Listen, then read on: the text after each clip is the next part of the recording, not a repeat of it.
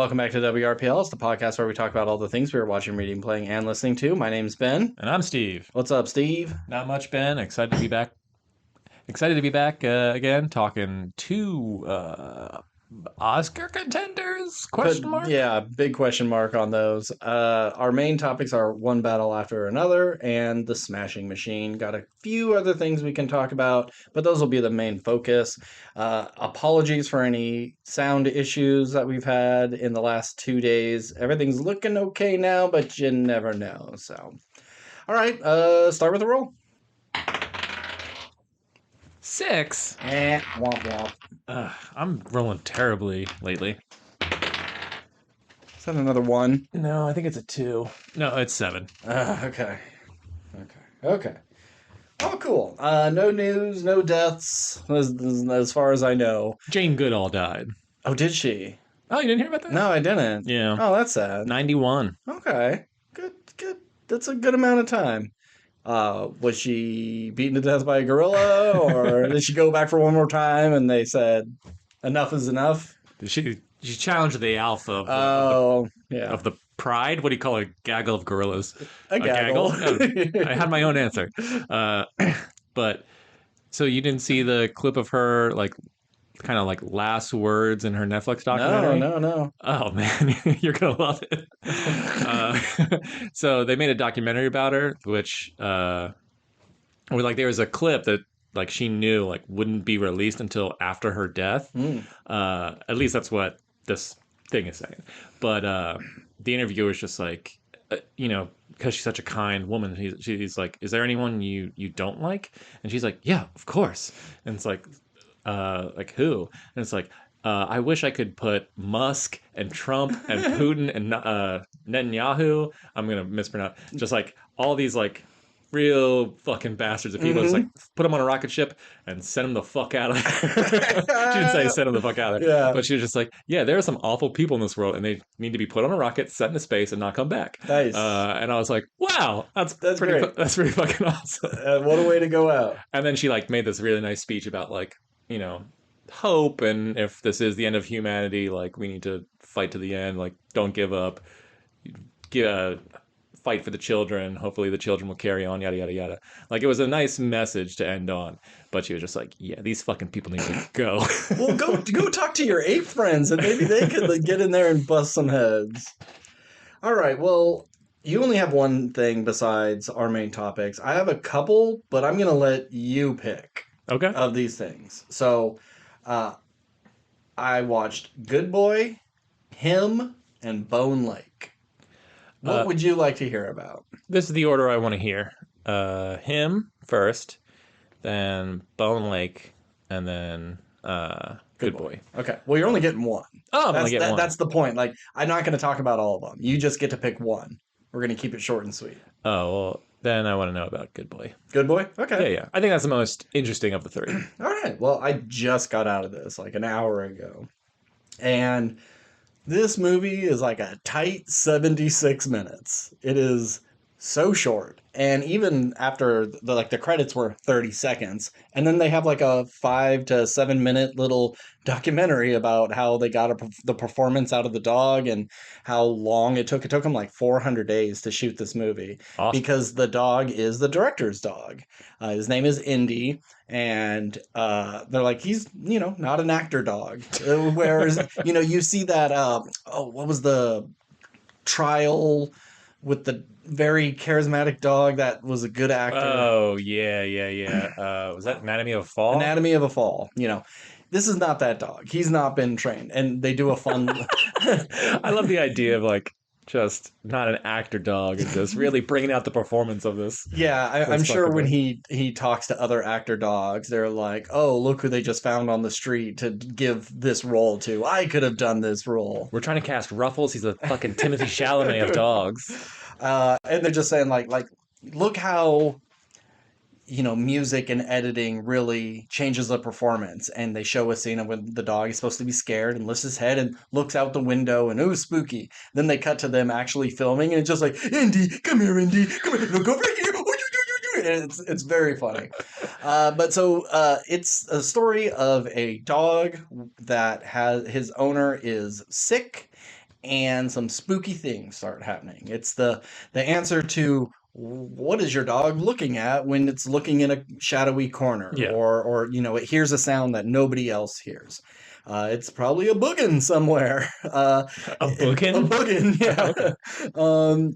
So this movie, for the first 25 to 30 minutes, I wasn't super into, because it wasn't the movie I wanted. It wasn't what I Hmm. was expecting it to be.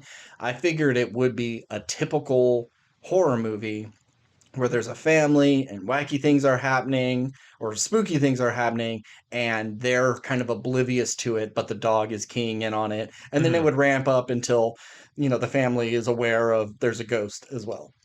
But it's not really that.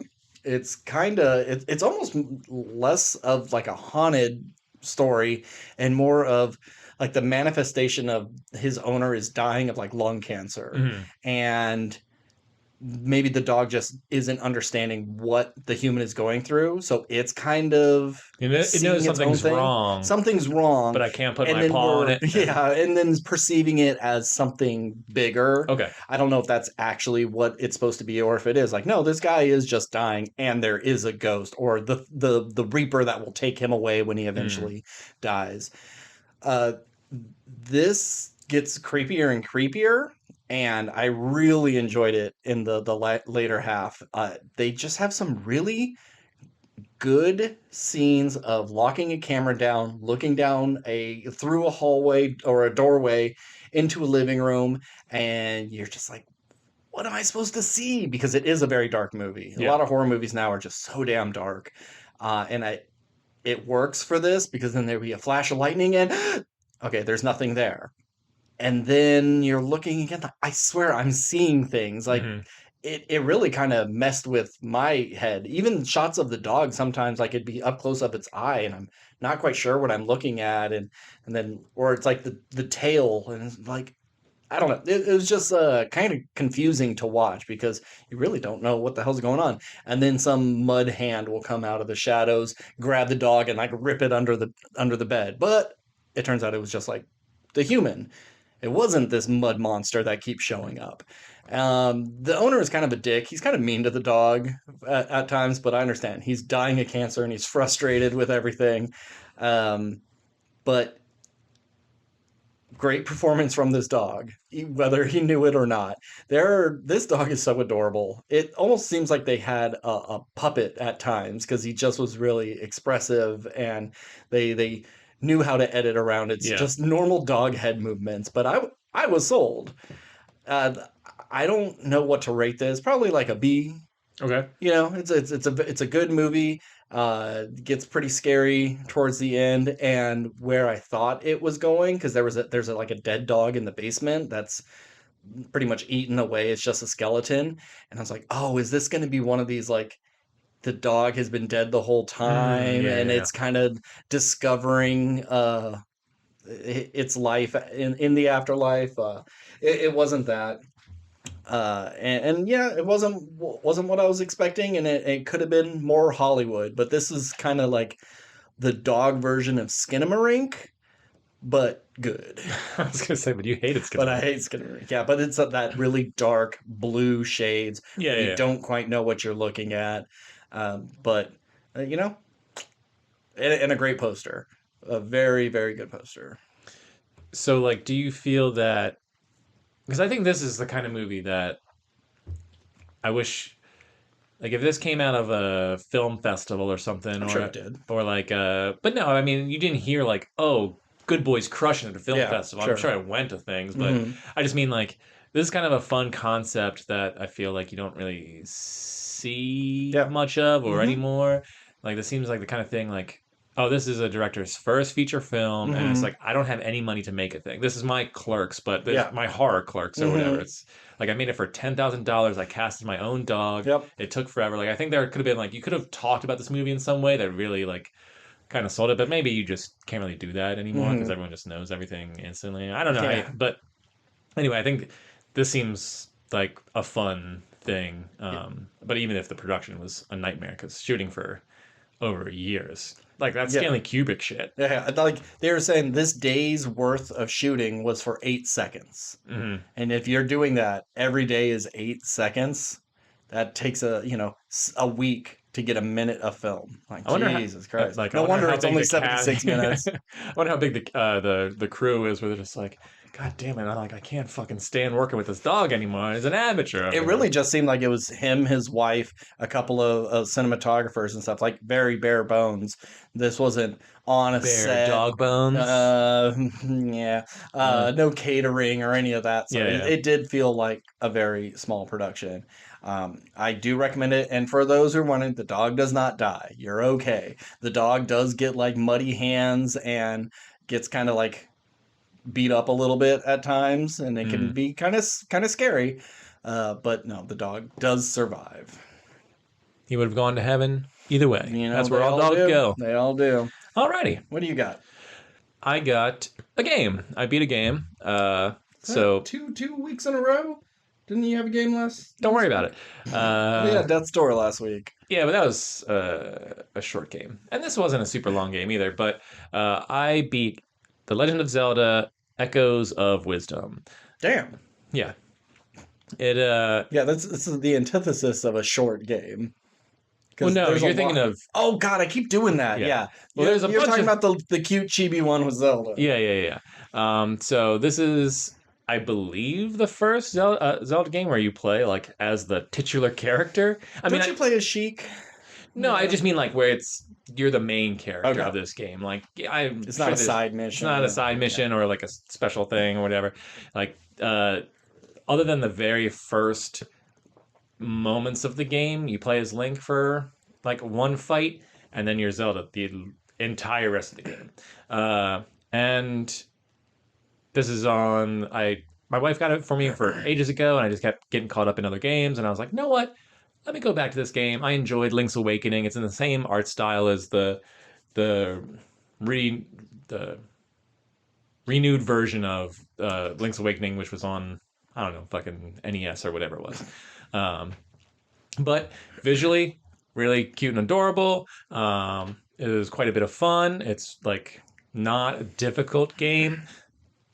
It is kind of more like puzzle solving, because uh, while you have like a spin move, it doesn't do any damage. It doesn't knock anybody back unless you have this special item that you can attach, and then you can like sort of push people away. Like Zelda is not built for combat, but what she is built for is magic, and she uses her magic wand to like make echoes of things from a table to enemies you fight. Like once you defeat an enemy, you can like copy them and then use that enemy to fight other enemies. So you're just like magically making things fight each other. Or oh, you need to like climb this. You need to get to the top of this thing where you can like make echoes of like these water cubes and stack them up, so then you can like get into the water and just like float on up Okay. to the top.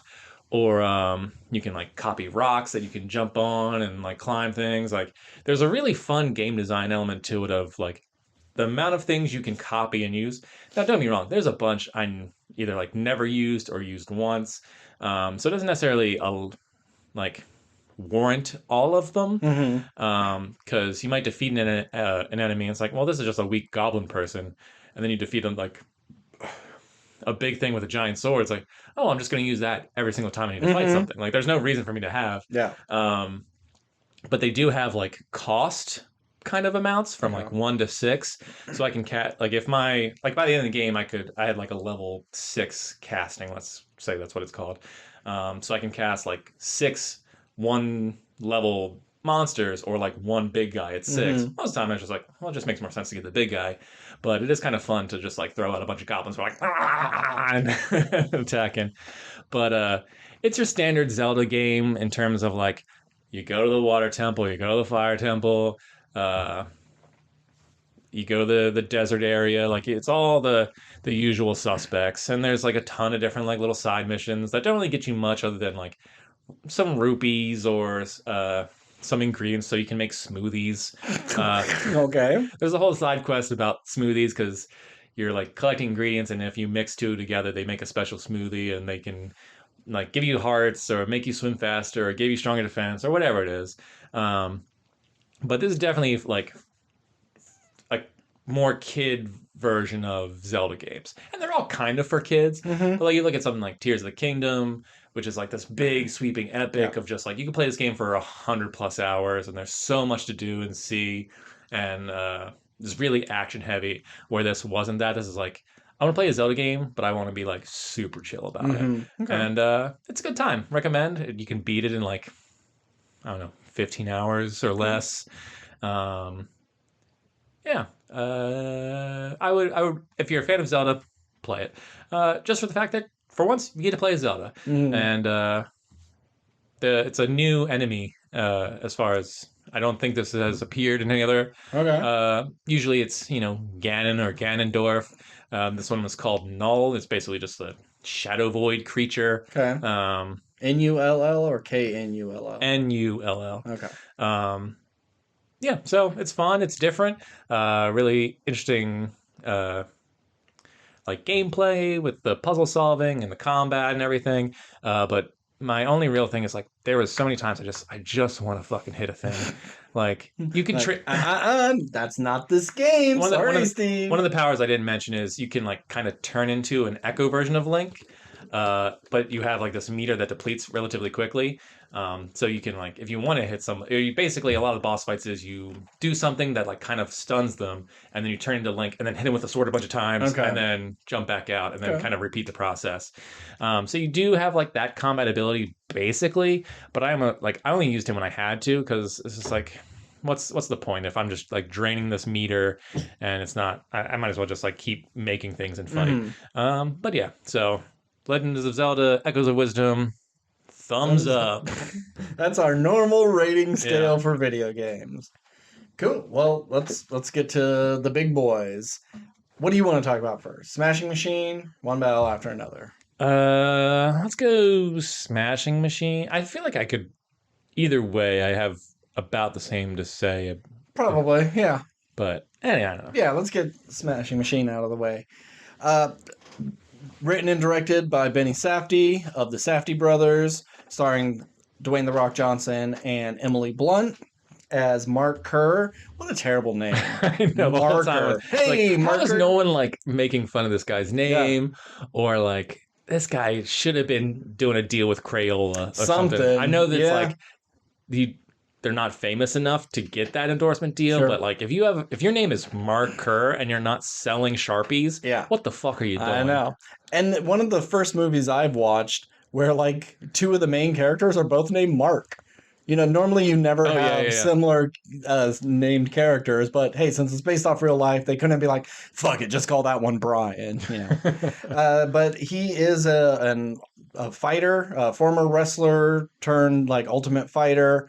He's working his way up through the ranks, and he has a chance. Oh, he's been doing these Japanese tournaments. What was it called? Supreme? No. Pride. Pride. And him and his buddy, the other Mark, who've kind of come up together, there's this like good chance that if they both win in this tournament, that they may have to come and fight each other at the very end. And it's about his addictions to opioids and his relationship with his Wife? his Oh, girlfriend Yeah, at the girlfriend time. at the time, yeah. And I'm going to start with positives. Okay. I think The Rock is very good in this. This is probably the best performance he's ever given, especially since we see the real Mark at the end. He really kind of nails his soft, gentle giant, soft-spoken way of speaking. Yep. And he just really kind of disappears into the character with the makeup. Like, yes, that's The Rock, because who else looks like that? Yeah. But there are times, especially when he shaves his head and his girlfriend has to be taken away, it doesn't even look like him. It almost looks like they put Vin Diesel in like rock makeup or something, but like he really sometimes doesn't look like himself, and he does an excellent job. Emily Blunt, she's great in everything. I don't think she's ever given a bad performance. She could nail that American accent like nothing. She's very good. And I think that's about it. For the positives? For the positives. Yeah, I don't like this movie. I pretty much agree that it's the best performance The Rock's ever done, um, which like isn't a super high bar. Yeah, compared to Not that Escape to Witch yeah, Mountain not that and Jungle he has Cruise. like a ton of like necessarily bad performances, but just like the movies he does aren't like movies where you're looking for wow, what a performance. You're there to watch The Rock. Yeah, you're there to be entertained, and that's it. Yeah. But yes, I agree that I think there's something much more effective, I think, about subtle changes to someone that make me believe them more as somebody else. Yeah. Like they're like at the beginning of the movie, it's like you know that that's The Rock, mainly because it's The Rock. He's the most Yeah. like famous actor on the planet, but like it's not like he's really like so different looking. But there's something about like just changing his A little like bit of a brow piece, you like giving know? him hair and like making his nose a little different, and it's like that's a totally different guy, Yeah. and I believed it the entire time. Yeah. Um, and yeah, so I liked him in this, and I think it's a role only he could play Sure. because at least there's no one his size who also acts other than like Batista and John Cena, Yeah. but those two like don't. They don't match it, Yeah. that Uh, character. uh, but like also The Rock in this is crazy looking in Yeah. terms of just like we've seen him be big and buff and stuff and a bunch of stuff, but he always just has like tight t-shirts on and stuff. And you know we've seen him without shirts on a billion times because Yeah. that's what he did for wrestling. But he's so oiled up in this thing, like Yeah. he looks like a fucking monster person. Like, Uh-huh. the fact that he and I are the same species seems so fucking weird. Yep. The spectrum of the human body can Uh, like achieve is ridiculous. Anyway, and you know, you see all the veins in his arms, like when he's shooting up the opioids and the painkillers. That got me because I'm pretty good with gross stuff in movies, but there's things like needles You don't and like? teeth. Yeah. You know, when someone snaps a tooth off or whatever, or they're doing heroin, it really gets me. But Yeah. I do think though that I don't think he'll get an Oscar nomination. if they did the it's 10, a good performance. I don't think it's a great performance. if they did the 10 nominations for every category, Mhm. sure, go ahead, throw him in. Why not? But when you're down to 5, he's not getting one. Yeah. And even if he does, he ain't winning. Yeah. No. I think there's a chance he could. It depends on how the rest of the year goes, but I just don't see it. I think it's a perfectly fine performance.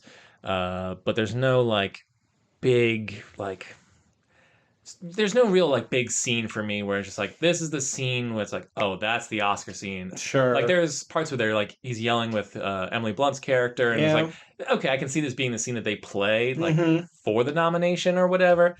But I don't know. There's no moment in this movie where I was just like, damn, The Rock is fucking crushing it. It's probably the scene where he's in the hospital and like his friend goes like, stop bullshitting me. And he just instantly breaks down crying. Yeah. I bet it would be that. Let's talk about the bad. I'm going to say the most egregious, worst thing about this movie is the fighting. The fighting is so uninteresting and boring. It feels very I don't want to say staged because it looks better than a martial arts fight in a movie that you know is not real. Yeah. Like those are very highly choreographed. This does feel a little looser than that, but it doesn't feel like you and I have watched enough UFC to see how those fights go. This doesn't look like that.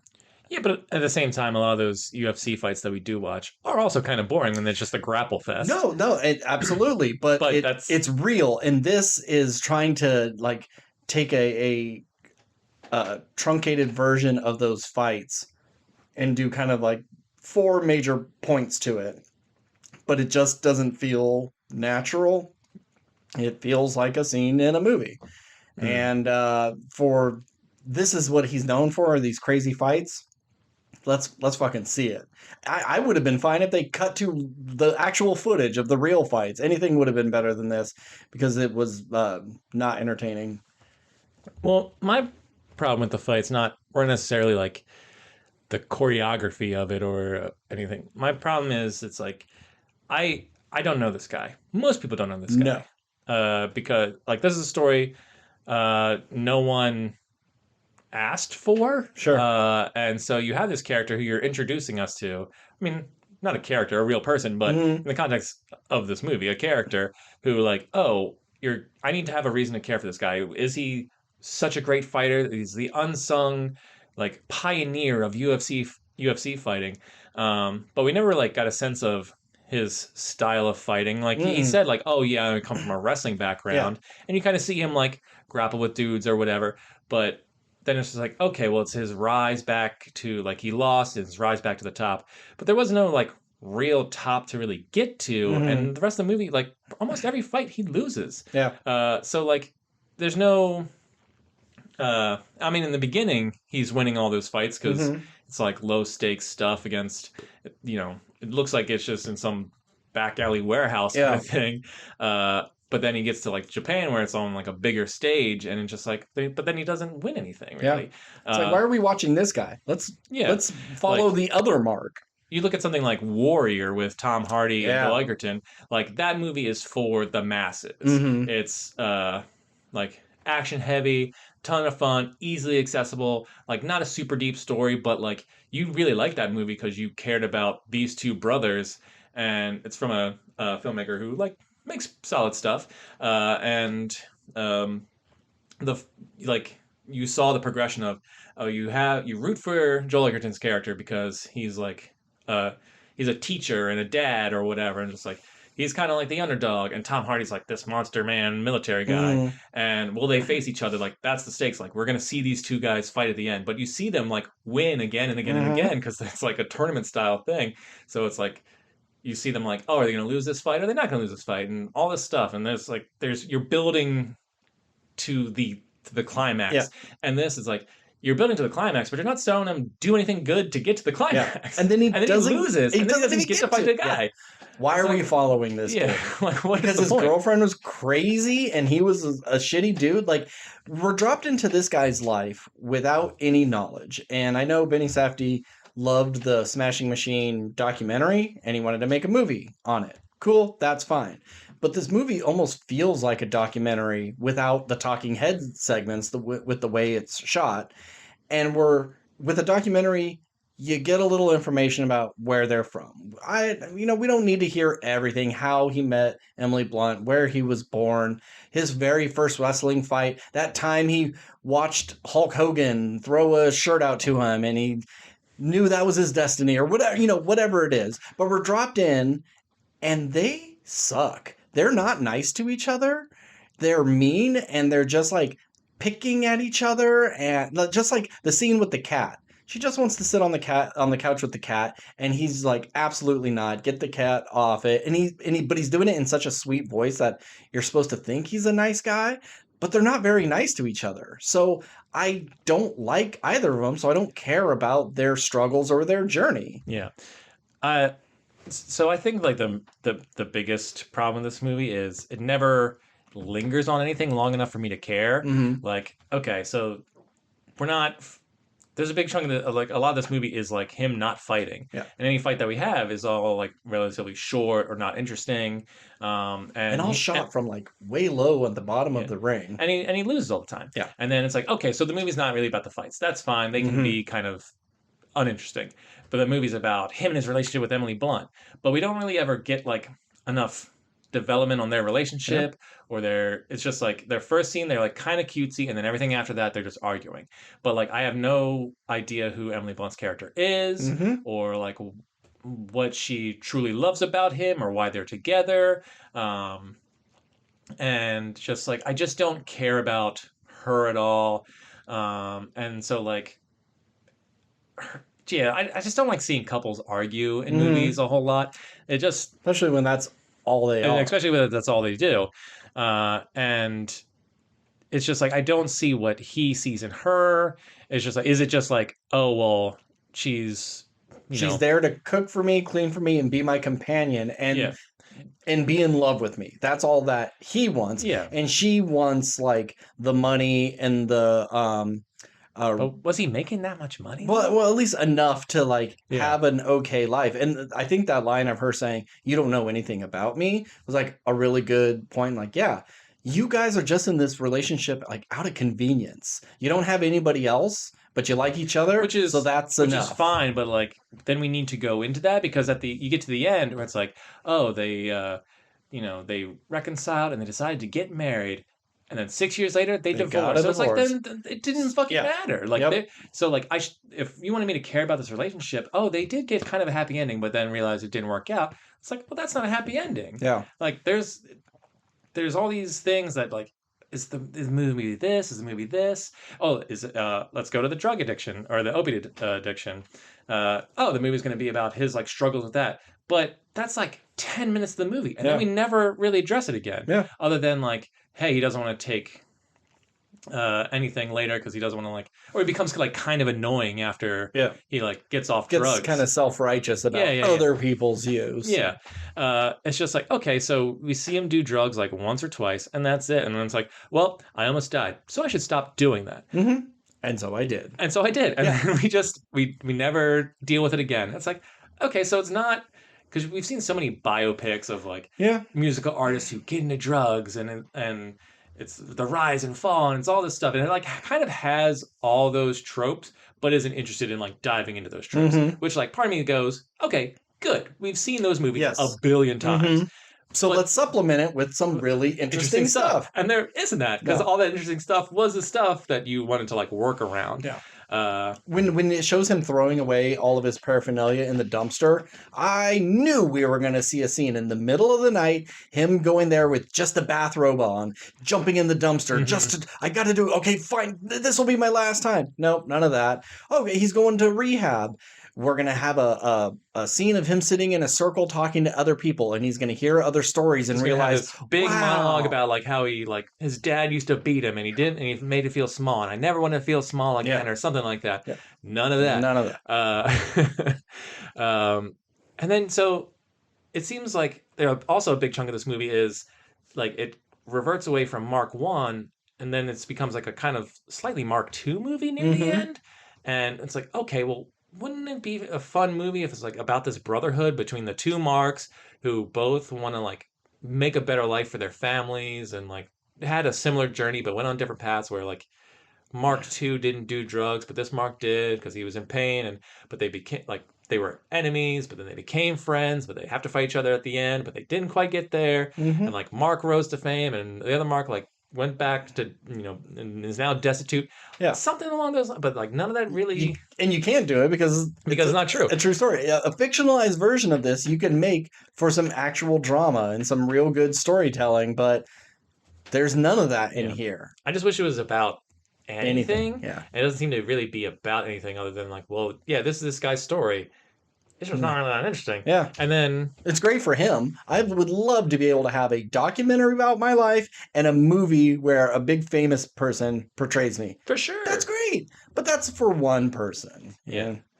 And so like also if this is the early stages of UFC Mhm. where it's not the worldwide phenomenon it is now. The rules were different. You could bash people on the head, you could eye gouge Oh and my use your God. teeth and Yeah. all this stuff, which like could have led to some really intense fight sequences Yes. that don't happen. That don't- But also it's like, okay, so the movie's about like the pioneers of this sport and like things that they have to go through, but never really talks about UFC all that much or like the business of it. You don't see him really like meeting with agents. Like he has one meeting with like the Japanese board Mhm. about like wanting more money, but like you never find out if he gets it, I don't think. Yeah. And They're It- talking it- about the rules of what you can and can't do, and like, oh, you can't do knee strikes to the head. But then in his fight, he gets a knee strike to the head. Oh, is this something that's going to be talked about? No, yeah, this it just happened. in another movie like this would be he gets knee strike to the head, he loses when he shouldn't have. Yeah, And then and he then gets the movie, a concussion from it. and then the movie, well, that or like, okay, then I need to fight this guy again and show everybody like, no, I'm better than him. Yeah, And then he the movie becomes cheated. about the rematch or Yes. whatever or something. I don't know. Like, obviously, if it had all these tropes, we would just be going, We've seen it this all movie," before, yeah. which is fine. Mhm. I understand like that, but that's not what I'm saying. I want. I'm just saying, when you're structuring a movie, I think there needs to be like a language of cinema that I can follow that like makes sense as to why you told this story. But when you just tell me a story of just like this is guy's life, it's different than mine. I've never been in a fight. I'm not crushing whey protein milkshakes every day to try with your 1.5 bananas with whole milk. Bananas. Yeah. I'm not building my life around this sport. But so this should be something that I could be interested in because it's a different perspective on life that I will never see or accomplish. But you need to give me a character to root for in some regard. And I just didn't really need or want to root for Mark this entire movie. No. I kind of wanted to root more for the other Mark because he seemed like just a good dude. Yeah, it's like you try to do the story of him like, well, I got into this and I have a good wife and a good kid and a happy life. There's no story there either. It's pretty bland. So why are we telling any of this? Yeah.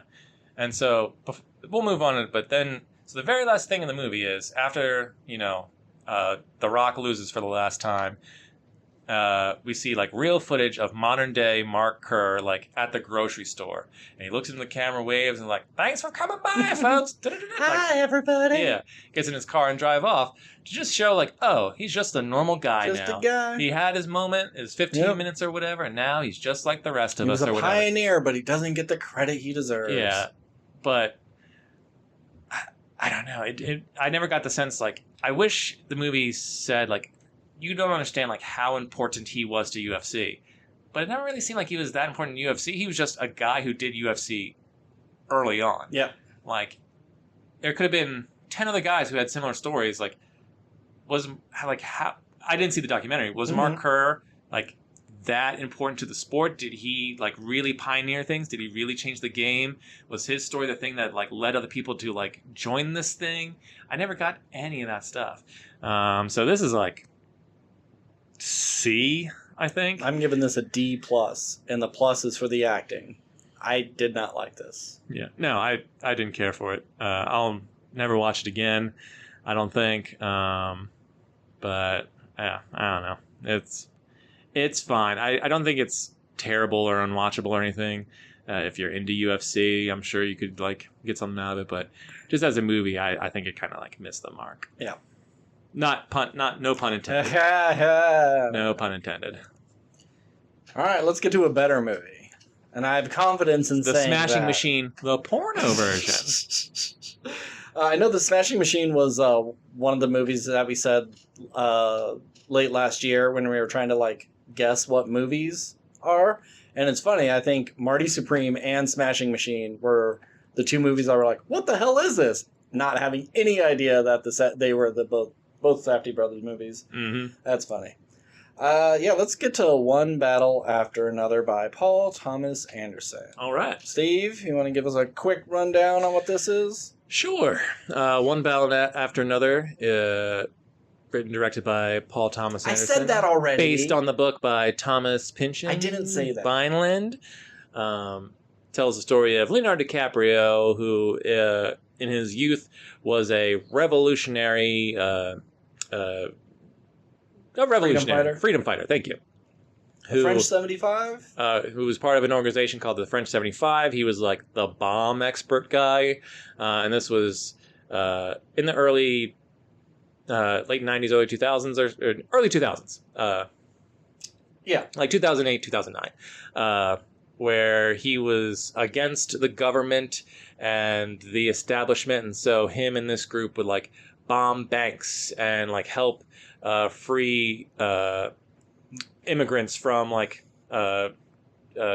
detention centers and stuff, and just the whole point was just we're not going to take this evil government that we are under, and someone from his past is after his daughter for a reason we'll get into, and now he has to go save his daughter from this evil military man, and hilarity ensues. I find it funny that it's about Leonardo DiCaprio, blankety blank blank blank. Is it? Is he even the lead in this? Because it's more about like everybody else is doing stuff, and he's just like trying to catch up. He's just slowly running behind everybody else. He's a bumbling fool in this, but it is the Leonardo DiCaprio I guess, because he's I think there's like you could argue the first half is really about Tiana Taylor's, or not the first half, the first part of the movie is her story, and then the middle part is Leo's story, and then the last part is kind of like more Chase Chase Infinity. Infinity's character. Yeah. But like Leo and Sean Penn are the through line through all these stories, Sure. so like it's really Yeah. the Leo movie. I guess. But yeah, Sean Penn as well as the Steve scariest Lockjaw. Yeah, the scariest motherfucker I've seen in a while. At first, he made me laugh. He walked like he was holding in a turd. Yeah. He had a very funny walk, and he had just this face of like, man, I hate Sean Penn. I hate looking at his dumb fucking face. But then as it went on, it's like, man, I fucking hate this dude. This guy is He is a evil. bad guy in this. Someone told me, they're like, he's got to be basing this character after Vince McMahon, just because like they have a similar walk and like kind of a similar haircut. Sure, and, I could see that. Deep gravelly voice. Mm-hmm. And now I'm just like, yeah, I don't know if that's true, but I see it. I could see that for sure. So yeah. Ben, what did you think of one battle after another? When I first left the theater, I was like, this movie is kind of meh. Mm-hmm. And then I sat with it a bit longer, and I'm like, yeah, okay, yeah, I think I enjoyed this movie.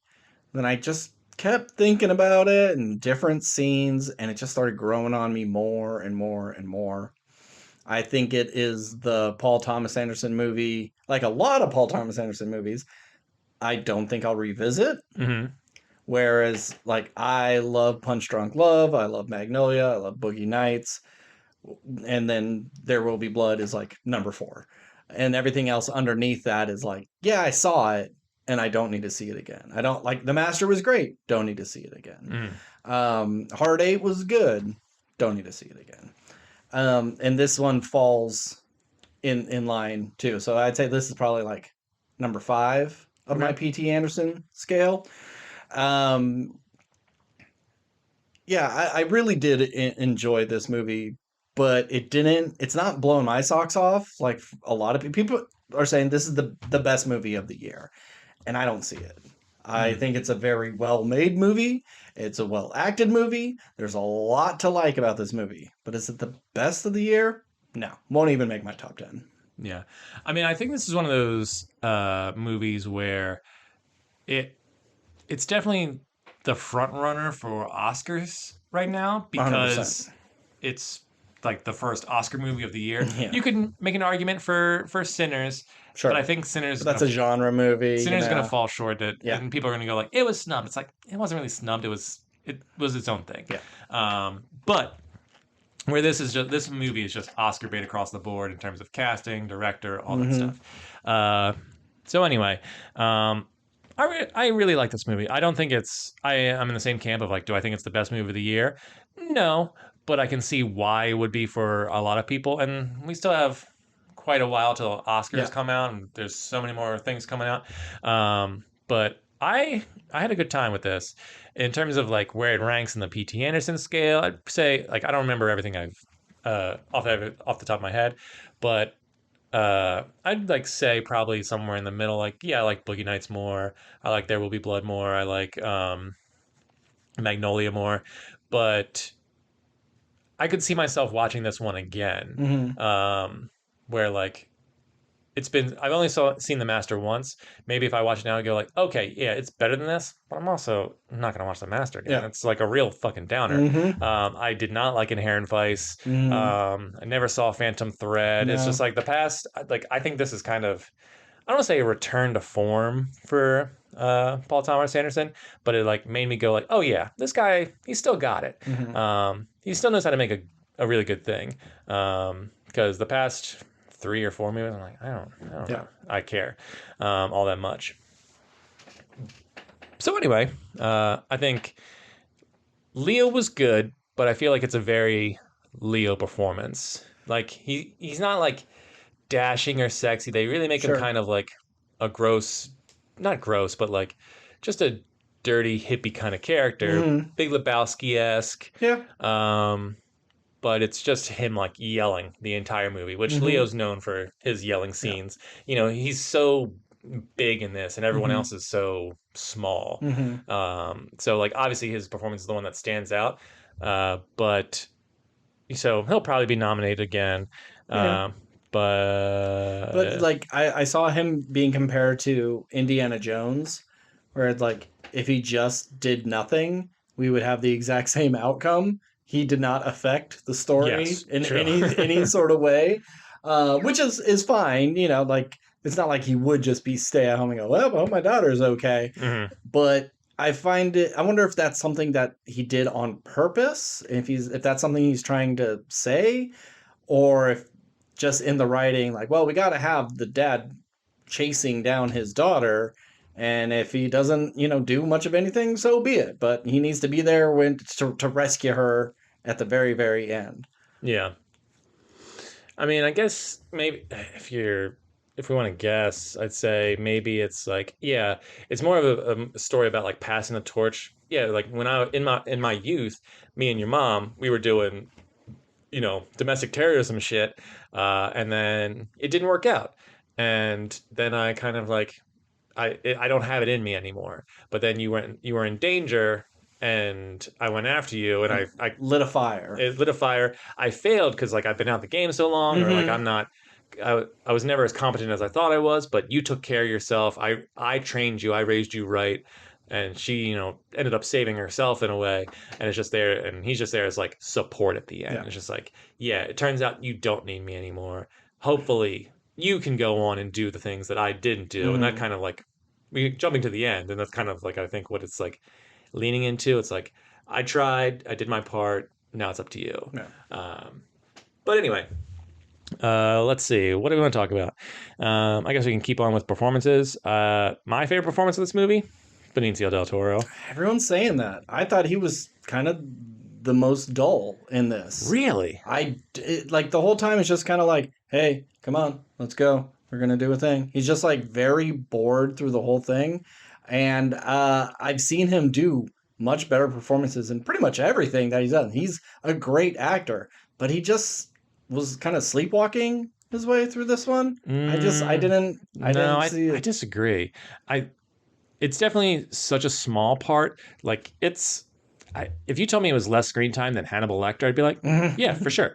But I think he's doing a lot with a little, and I think that in a movie with like all these characters with such big personalities, like him being like so subdued, and while all this chaos is going around, like the city is essentially like on fire because the police are like attacking people, and everyone, and there's Molotov cocktails being thrown, and you have Leonardo DiCaprio who's just like, "You got to help me, you got to help me," and he's like yelling at the guy on the phone about like code words and Hmm. stuff, and then all he like you just these tracking shots of him like going through his like secret like helping immigrants find sanctuary and stuff, and he's just like so calm and like greeting everybody, and like I don't know, I think it's a really great performance by doing so little. And I think he was just like a ton of fun and a good foil, like a straight man to Leonardo DiCaprio, and Mm. like some of the stuff in the car with those two was like kind of fun, and his little like shimmy dance as like the car, like I don't know, I think uh I don't know if it's like a he's in it long enough to really like. I don't think he's gonna win a supporting actor No. nomination or anything, but I could see him getting nominated, even though like he didn't really do that much, but I feel like he did a lot, and Mm. I just had a good time anytime he was on screen, and like that character made me feel good versus everyone else who was just like, you've all kind of brought this on yourself, where this Hmm. like here's a good person trying to help Yeah. people, and just like no questions asked for Yeah, like, I oh, like it. this guy's an ally or whatever. I like it. I like his mission. I just didn't really care for his Yeah, performance. and we don't know anything about him, but I kind of Yeah, like that like about him. he's not part of the French 75 in Nope. any way. So did when Leonardo DiCaprio's daughter starts taking karate classes, did they know he was part of this? I don't know. That I was a little confused on because Yeah, it's but like it seems like they have the same sort of goals, and it was just a chance meeting that she was taking his class. But Leo goes straight to him looking for support. But I yeah, don't know. I just think he's like it's such a fun character because it's like here is a uh Hispanic man who teaches like Korean Taekwondo or whatever in California, I guess, California. California, who also runs like a secret underground railroad thing, and just like there's so much to that character that we don't know about, Sure. and it didn't bother me at all. And it's like it was so he was so interesting. I like don't get me wrong, would I have liked to seen that movie or whatever, but it was just fun enough to where it's like this. I liked all of it. So I think Sean Penn is the MVP of just this tightly wound ball of muscle mhm. just waiting to explode. Very scary, great villain character. And then we get a bunch of secondary characters that just like okay, let's talk about the mom. Mhm. What's her name? It was like I'll take the actress's name. Tiana Taylor. Tiana Taylor. So, she gets involved, she gets caught by him and instantly can tell, like, oh, I can play this guy. Mhm. And willingly sleeps with him and has his baby and rats out her compatriots, but then bails.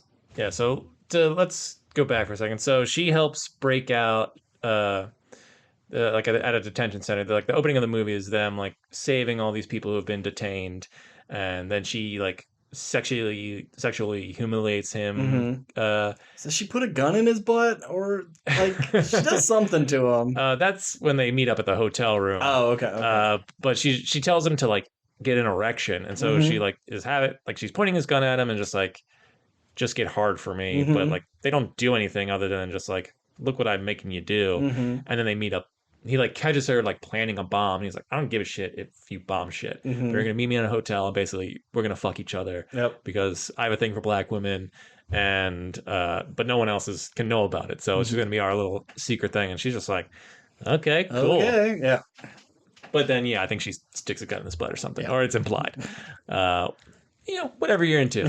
No king shaming here. That's fine. But like after she is caught and she goes into witness protection because she rats out everybody, she bails, and we never hear from her again. They don't say what happens to her. She must still be on the run. They didn't kill her, right? Like No, well, the last thing you see is like her like going in. It says like Mexico above, like yeah. So she just bails. She just goes to Mexico. And I was really expecting her to show up in that third act. Yeah, I was kind of waiting for it too. I'm glad she didn't. It's not necessary, but it just feels like in a movie that's what you do. Yeah. I think she was fine. Her character just seemed like almost like it was from a different movie. Like it's just the whole thing just screamed Tarantino to me. Sure, like with her name, with her like how she like talked and moved and everything. I was just like, this is like something Tarantino would be like into and make it super stylized and all that stuff. And there's like one character named Jungle Pussy and stuff. Like it just seemed like in the early stages, like, oh, this could have been a fun, like, oh, what if Tarantino made a revolutionary movie? Like that'd be kind of cool. But it wasn't fun enough to be a Tarantino movie. It just had characters from a Tarantino movie in it. But yeah, that's all I really like. She's not in it a ton. Then it's like the first half hour of this movie is like her story and all that stuff. I like the note that she left behind, like when she got in witness protection program. We're like, this pussy don't pop for you, because the guy really thought like they were gonna like fall in love and get married, and like that Sean Penn was not right in the head. He's a bad dude. And then like we have Regina Hall, who's there to just get Chase Infinity out from the dance and save her, and then get caught.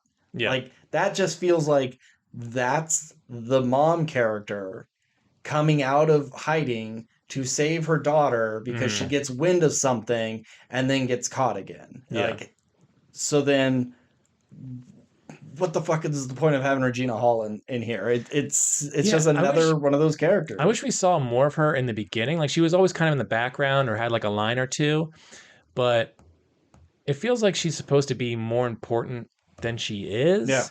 And it feels like kind of a waste of her. I was listening to a podcast and they're like really praising her, and she's like, she's like one of our great actresses and stuff, and I like her she's in so good, lots of and like I stuff. think she's good in this movie. It's just like I wish there was more of her. Mm-hmm. Because I liked what she did with her limited screen time, but it wasn't enough for me to like truly care about that character.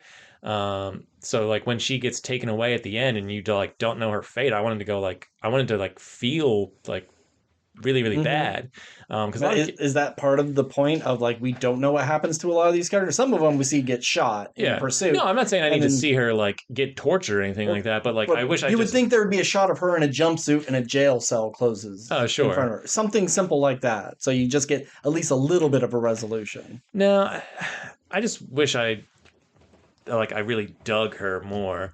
So when because a lot of people don't have like a great fate in this movie, Yeah. even though it does like more or less have a happy ending.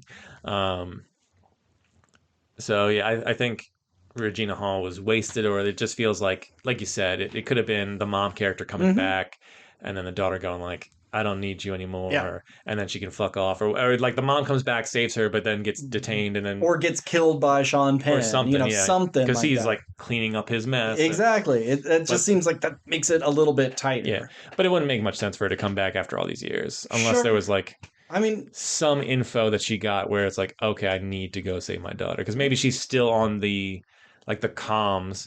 Because as yeah. we see, like even though the French 75 are defeated, the revolution goes on Mm-hmm. through like other channels. Like it wasn't just these 8 people that Sean Penn killed. Yeah.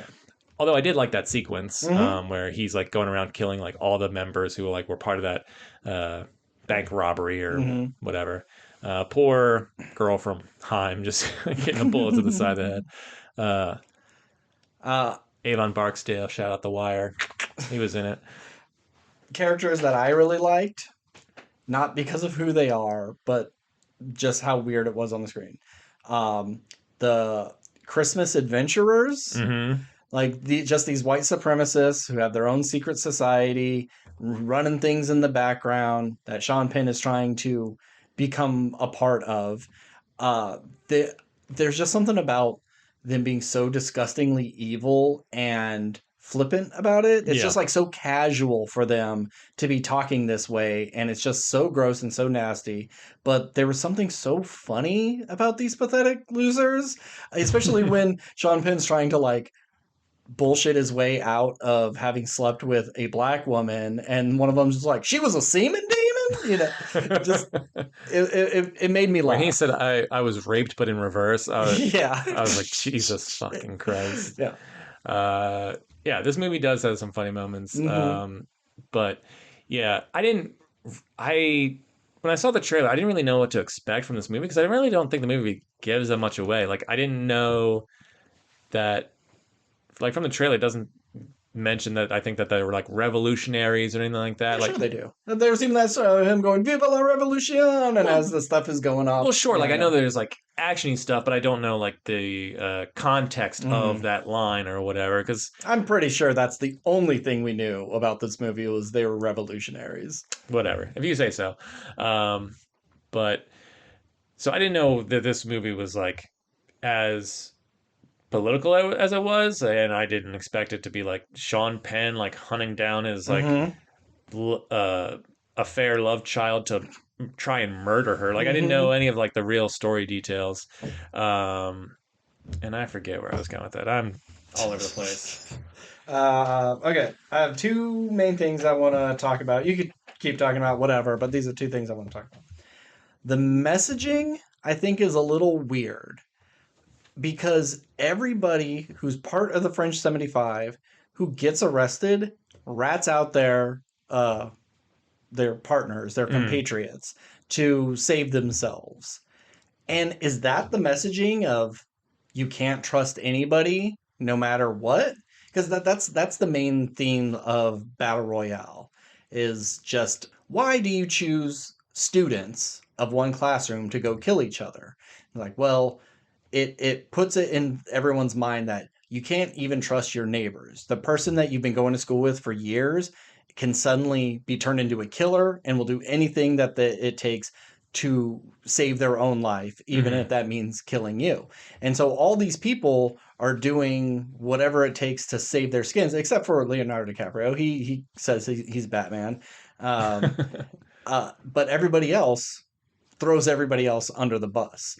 And it's like, is that the point? No. Or is it just showing like everyone's tough until the boot of the government's on your neck and then you're willing to just do whatever to stay alive? No, if I had to guess, I'd say it's more like you can fight the system, you can put up the good fight, but like the system always kind of wins.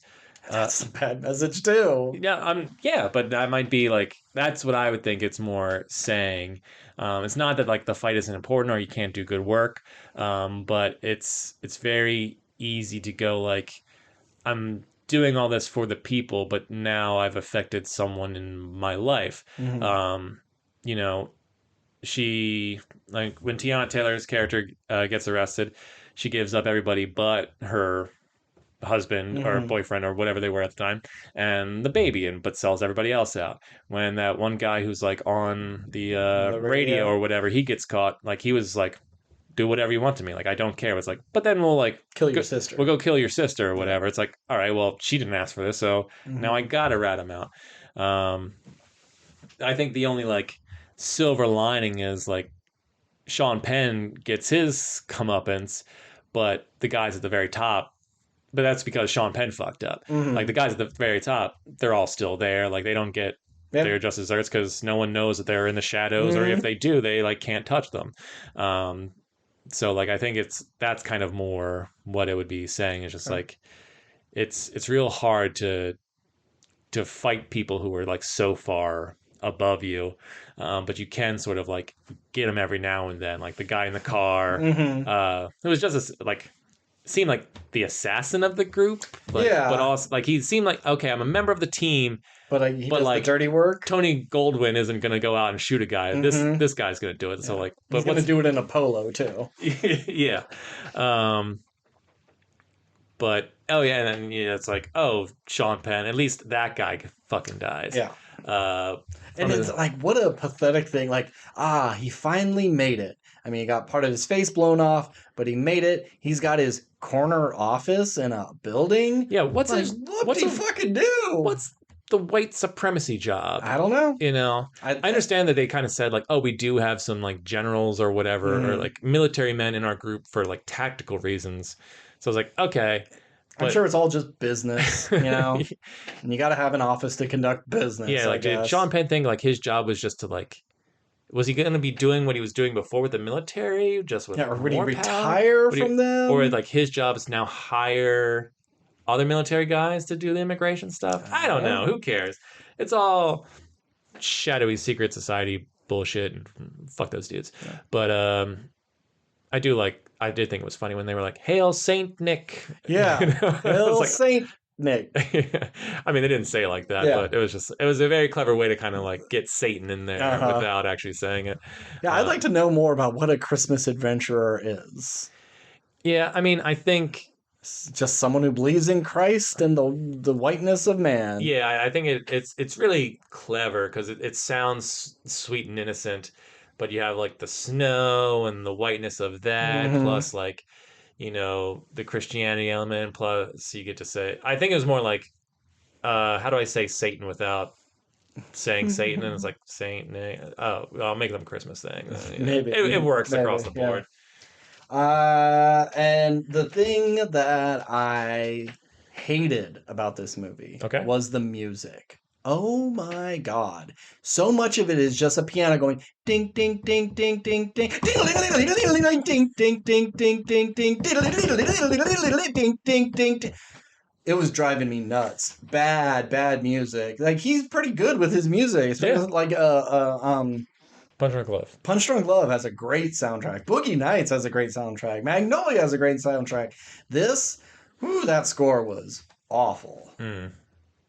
Yeah, I mean, I know what you're saying. It didn't stand out to me in terms of like, yeah, it's not a super strong soundtrack. There's some fine needle drops in it. Sure. But like in terms of score, it's not doing anything for me. You know what we haven't really talked about? Chase Infinity. Yeah. Bright future ahead of her. Yeah, I thought she was great in this. Yep. And like this is her second acting gig outside of a Jake Gyllenhaal TV show. Sure. Yeah.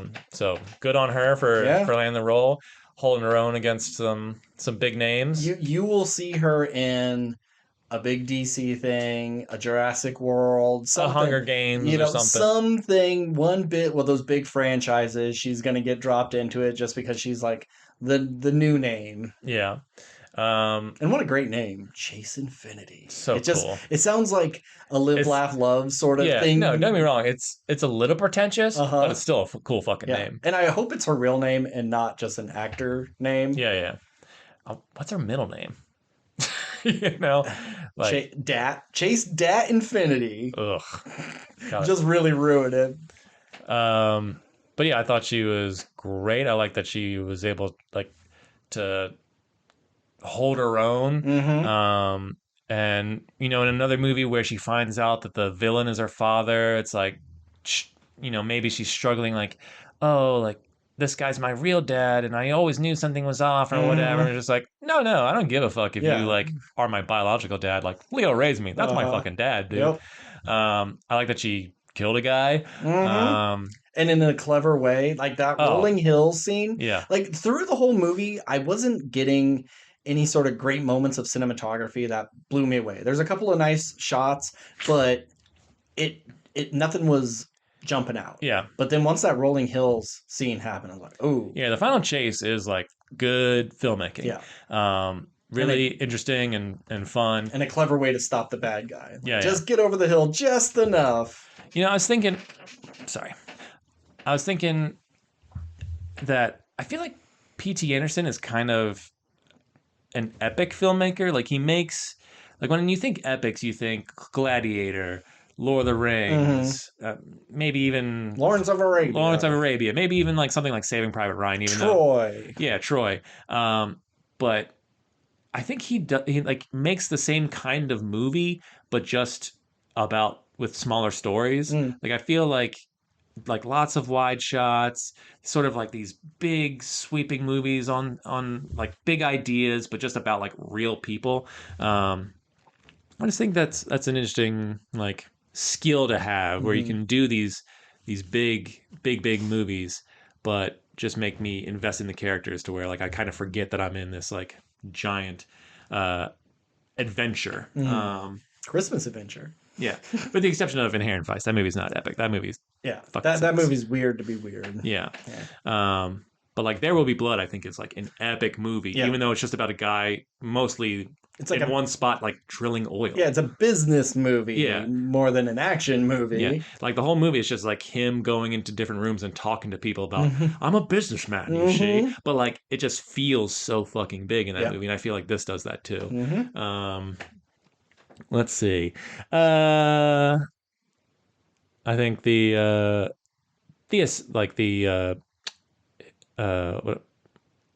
like manhunter or whatever you want to call him, the bounty hunter that Sean Penn hires. Yeah. The native dude. Yeah. Like, what was his deal? Yeah. Once again, that feels like another character from a fun, like cool movie, and he gets like a really good scene, but it almost feels like. But we don't even get to really see the scene. He has the shootout with these skinheads or these Nazis, but we don't really get to see a lot of it. We don't see what's the turn besides just like we could assume he's constantly been like mocked for his heritage by these guys forever, and this was just the final straw. Here's a bunch of white guys who are telling me like giving me shit when hey, thanks Kimosabe. Yeah, like they came in and took my land and I got to eat their shit. It's like they pay me well, but the only evidence that this guy's like a decent person is he's like I don't kill kids, and so like we have no idea who this guy is, and then he just like turns on a dime to save this girl for no other reason, and it's like. You know what? This doesn't seem right. Fuck these guys. But then he just dies. Yeah. It's like there's a whole character there that we just have enough of where I'm like, okay, he's cool, but also like, why the fuck was he in this movie? I feel like there was another way that you could have like had her escape that didn't include this other character like doing a 180 and saving her for no real like they didn't have any like conversation or any sort of like anything. There's no scene of her like crying, and you could think like, oh, well, maybe her tears moved him in such a way, or Sure. like he like flips down his car mirror thing, and then you see like his daughter who like, oh, did she die? Does he still have one? Sure, What is that yeah. case? Well, he's not going to let this girl die. It's just like, nope, this guy's going to save her because the story needs it to, Uh-huh. which is seems like such a weird choice to I make, know. but also like I think still kind of works. It works, and I was like, we need her to get gone, to get loose. This is a fine way of doing it because we're going to get to this interesting car chase. You're going to kind of forget about that. Mhm. So it's like, I think that, and then the whole mom should have taken place of Regina's character. Like, you fix those things and you tighten it up a little bit, you would, I think, have a better movie. Like, just make him, he was Sean Penn's partner in the military. They've been working side by side doing border patrol stuff. Yeah. And so he could be like a racist asshole too. Just because he's native doesn't mean he can't be a Sure, racist 100%. asshole. But then he sees like, everyone's being a piece of shit to him and he's being a piece of shit to people. Like, okay, time to break the cycle and I'm going to help someone for once. And it's as simple as that. Yeah. But he just kind of shows up and they're like, here, kill this person. I'm not going to do it. Okay, give it to these guys to kill people. Okie dokie. I guess that kind of covers just about That's everything. about it. Yeah. I don't really have much else to say. Did you get a little chuckle when he jumps off the roof And he falls through the tree? Yep, Stuff? that was good. That was pretty fun. I mean, it was pretty funny. Like the whole phone call trying to get the code. It's funny. I think it loses a little bit of its funny since it was in the trailer, but that's fine. It does go on a little long. It does go on a little long, and especially because like he's trying to get out of there, and Benicio del Toro's trying to alert the families and everything, and he's just trying to charge his phone. He just needs to charge his phone. It's like, that's a funny bit, but it just keeps going, and it got on my nerves. So there are funny moments, but I don't think it's that funny. Like Punch Drunk Love is funnier than this. I think Magnolia is funnier than this, but maybe funnier in a more like awkward sort of way, Sure. where this has kind of like legitimate jokes.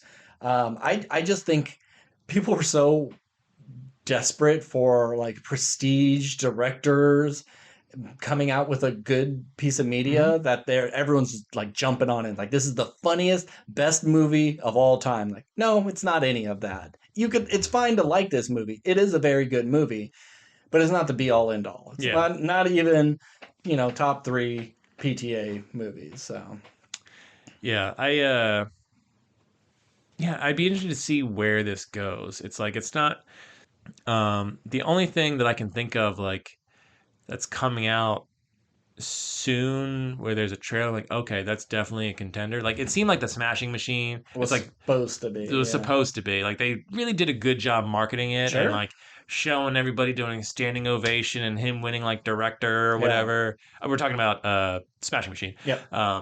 All that stuff. So it made it seem like, oh man, there's no way this movie can be bad. And it's just, but it was. Yep. So it'll be interesting to see where one battle after another lands as the months go on, because it's at the early end of the, I think, like, will it be forgotten not forgotten, but like, will it lose steam come December, January? Because there are movies that are coming out in the next few months that we haven't seen trailers, we don't know their names, we've not heard any buzz about, but they'll just come out and become instant classics. Yeah.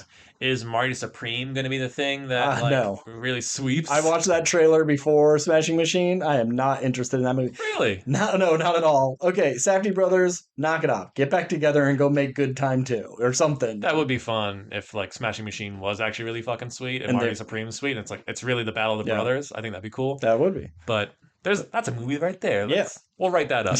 No. But Marty Supreme doesn't interest me at all. I'll go see it. But yeah, like Marty Supreme's the only thing I can think of. I mean, I know a lot of people were just like, when Sinners came out, like, this thing's got the juice to be Oscar nominated. Like, maybe for like costumes, special effects. Like, there's a chance for some, like, maybe Michael B. Jordan. But if he gets nominated, he's not going to win. No. I could see editing, especially for that whole number. There could be music. There are things that it will be nominated for, and maybe win song, one. Probably sure. For sure. But being Best Picture, no. Yeah. No. But hey, who gives I think get nominated for Best Picture because it's expensive. Since we have 10, Since we have 10. Yeah. If it was 5, no fucking way. Yeah. And like you look in the past and see like Green Book, winning Best Picture. Like who gives a fuck about Green Book? I actually liked Green Book. The Deaf Family movie, Oh, Coda. Coda. No one saw Coda. It's just like they come out and people go, "Oh my god, it's the greatest thing ever," and then it just disappears. Sinners is gonna last forever. Yeah, it's here to stay. Whereas plenty of people will go, "What's one battle after another? Is that a war movie?" But they'll know what Sinners is. So it's fine if it doesn't get nominated. It doesn't need it. Yeah, I think if Sinners was directed by like someone who didn't have as much fame as PTA or like acclaim, maybe not fame, but acclaim as PTA, I'd be interested to see like would it have the same like. Okay, you said if Sinners was directed by No. PTA? You said Sinners. Oh, I'm sorry. If one battle after Okay. another was directed by somebody else, Okay. like same Like a exact Quentin movie. Tarantino. No. Oh, okay. No, Okay. no. Like it's shot exactly this. Like it's the same exact movie, but directed by Joe Schmo. Mm-hmm. Like it would be like, oh wow, what a great feature from Sure. this new director. Like, would it have the same je ne sais quoi? Or is it Yeah. like because the PTA movie, everyone's just like, oh no, this is important. This is cinema. This is cinema. Like, would it get the same sort of hype around it? I don't guess. I think people would still see and go like, wow, what a great movie. Yeah. But I don't know if it'd be like as good as everyone's making it out to be, because I think a lot of people go like, oh, PTA's doing it, I'm there. Yeah. Which, I get. He's made a lot of really great movies. But he's not a director where I'm just like, because of the past three. I'm Yeah. like, well, I'm not super excited because Yeah. PTA. Like, I he makes boring movies too. like I saw Boogie Nights and was like, holy shit, what is this? And then like saw Magnolia, saw why I cannot remember that name. Licorice Pizza. Oh, Adam Sandler one. Punch Drunk Love. Punch Drunk Love. God. For someone who hates Adam I Sandler know. but only likes one movie That's of his. the one. Oh, you I should- like funny people too. Okay. Yeah, like I was so interested. It was like him and Darren Aronofsky, and it's like Quentin Tarantino was still in his like by the time Punch Drunk Love came out, like we didn't even have Kill Bill Volume 1 yet, I don't think, or maybe we only had Volume 1. And so it's like these people were rising up all around kind of the same time, even if Quentin Tarantino got kind of an earlier start. So I was like super excited for Paul Thomas Anderson. But as soon as Inherent Vice came out, it was like, pump the brakes. I don't know if I care as much anymore. Yeah. Yeah. Well, next week, John Aries. What are you giving this as a grade? When I left theater, I gave it a C+. Mhm. I think I'll give it a B. Yeah, I'm thinking B as well. Yeah. There's a lot to really like about it, but is it the end all be all of Yeah. cinema this year? And did it need to be that long? It probably could have been. I will say, from a pacing standpoint, I was never bored, and I think it cruised at the appropriate pace. Sure. Where like there was, could you lose some time? Maybe like if Benicio del Toro was like just a buddy who like from context clues you could go like, okay, he did some like revolutionary stuff too, and you didn't have the whole like him saving people and the phone call that takes 10 minutes. Like there's things you could probably trim and like just get from subtext. But I mean, I liked all that stuff, Yeah, so I wouldn't cut it either. It's all good, and it's a lot to build up to set up the movie before it gets started, and then you gotta set up the actual story. Then now you're in the thick of it, and it's like, what do you cut without losing so much? But it is a bit long, but it didn't bother me. Feel it. The last thing I'll say, and then we can get to the end, is just a real small moment, but I really liked the after he gets arrested, the like woman who intakes him and like, you have diabetes, right? Wink, wink, and just like she's helping him get out of the situation. I like that this movie like builds a world where there are people like working in the shadows who are saving people on a daily basis from this bullshit. Just doing their normal job. Yeah, just doing their normal job. Just like this piece of paperwork doesn't get filled out properly, or like this nurse forgets to lock the door, and then like people they're saving people without like having to like blow up buildings and stuff. And it's like the world of the I love that small little detail. The revolutionaries is almost more interesting than anything else. And I would love like a series of something like this. Maybe this is what Halt and Catch Fire is like. I don't know. or the Americans. Yeah, yeah. But yeah, I was interested in just kind of the networks they had created, and we only get to see little glimpses of. I'm like, I'd like to see more of that and maybe less of this other stuff. Mhm. But all in all, good movie. Yeah. B. B I could movie. maybe be convinced. Yeah, B. No convincing me. No. You do not get that plus.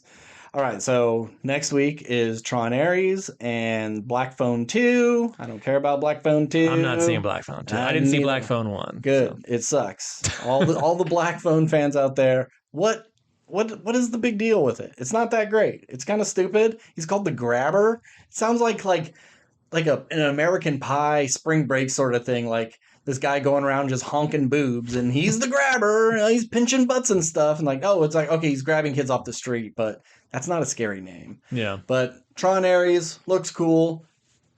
It looks cool. I don't think it's going to be good. It may not be good. There's a good chance of that. I think it's going to bomb. I think people don't care about Tron. Yeah. And they've never really cared about Tron. And this will be the final straw that Disney goes, okay, we're done. No more of this. Yeah, I think Tron has survived on style alone. Yes. Like when that first trailer for Tron Legacy came out, it's like, whoa, that looks fucking cool. Yeah. And then you see that movie and like, I don't really care about this movie. I like Tron Legacy, It was fine. But it's like, it's a visual and auditory experience. You're not really there for story. Yeah. You're there for, light cycles. It was also coming around that time of like the 3D boom and stuff. Sure, and we were just starting to do de-aging, so Jeff Bridges looks a little funky.